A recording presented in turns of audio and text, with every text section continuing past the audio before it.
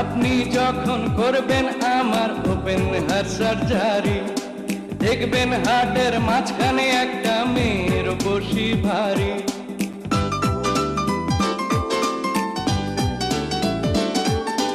আপনি যখন করবেন আমার ওপেন হার্ট সার্জারি, দেখবেন হার্টের মাঝখানে